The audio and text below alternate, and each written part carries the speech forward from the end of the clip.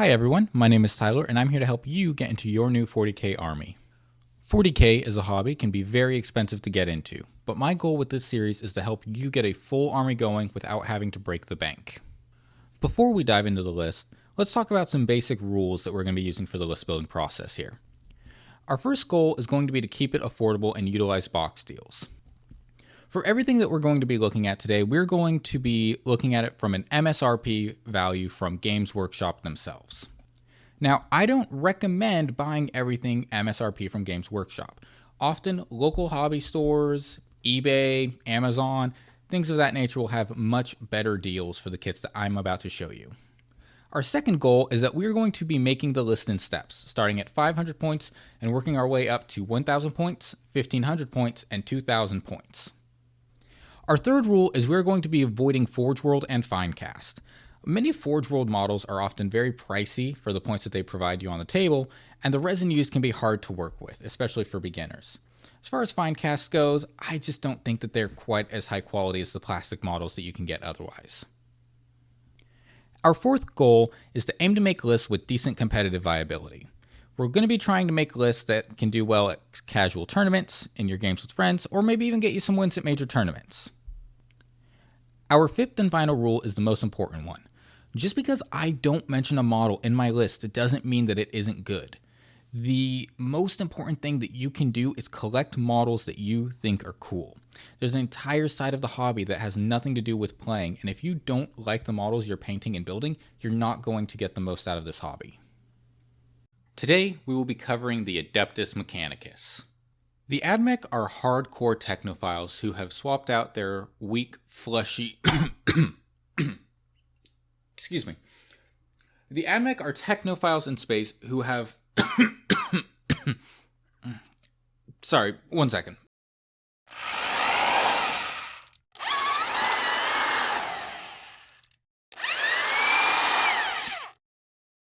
The Adeptus Mechanicus are technophiles in space who have swapped out their weak, fleshy bodies for cold, hard, indomitable steel.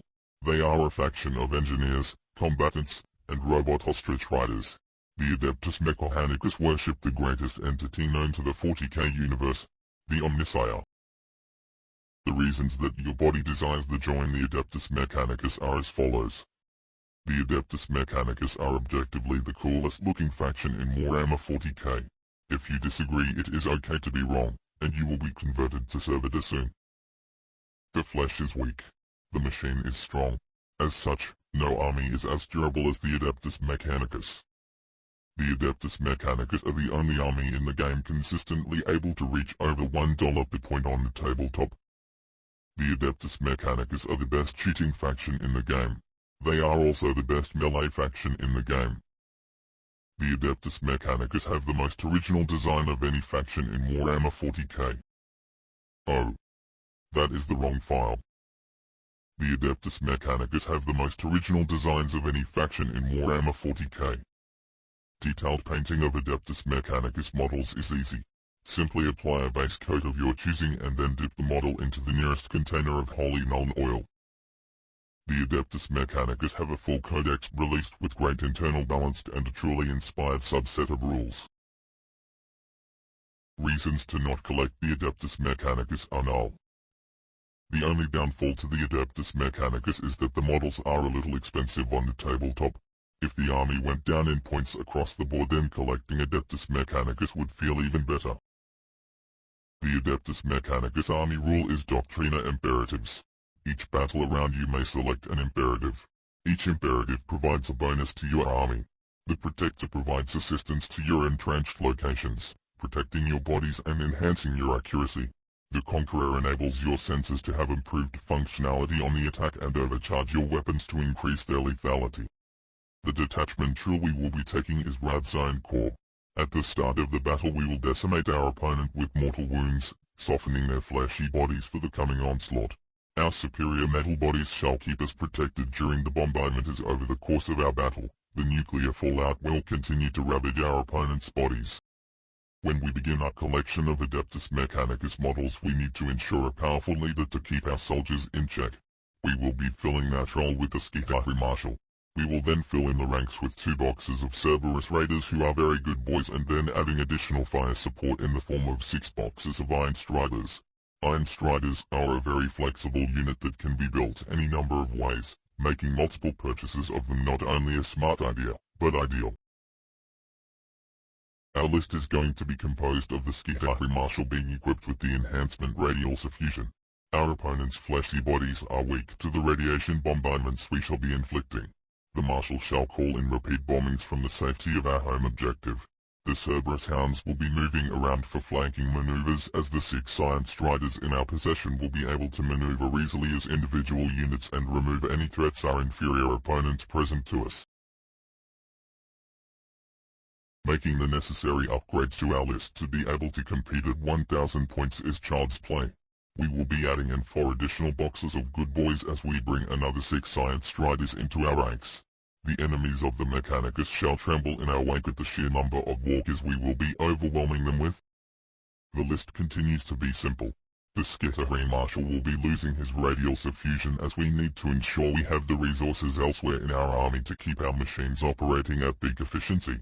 With 3 units of 6 Sulphur Hounds darting around the board, our opponent will be forced out into the open where they will be mercilessly gunned down by our 9 Iron Striders with blast cannons and our Dragoons with tasers. For the expansion towards 1500 points we shall be following the true will of the Omnissiah. 9 additional boxes of Iron Striders shall strike down our foes and leave their bodies as crumpled piles of meat. With access to 9 taser lances, our opponents will be in for a shock. Ha, ha, ha, ha, ha. The las cannons will continue to eliminate all heretical armor from the battlefield as the Sulphur Hounds shall continue to assert dominance over the battlefield with their tactical positioning.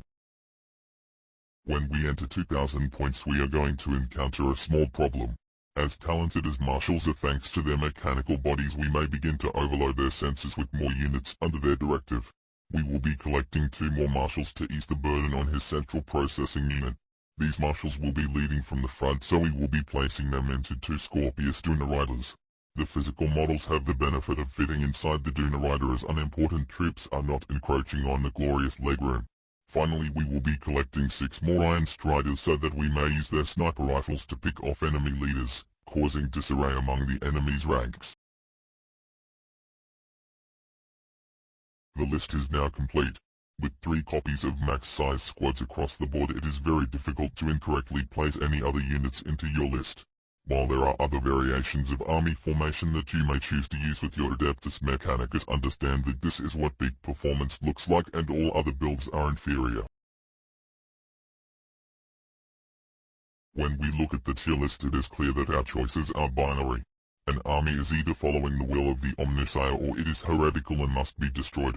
For this reason, the Adeptus Mechanicus will go to the very top of the tier list. The soul of the machine god surrounds thee.